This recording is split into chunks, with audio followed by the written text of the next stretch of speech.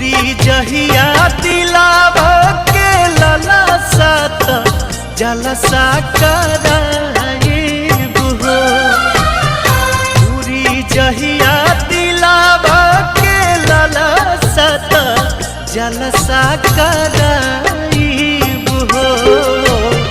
गोदिया में होई है बालकवा त कोसी भारा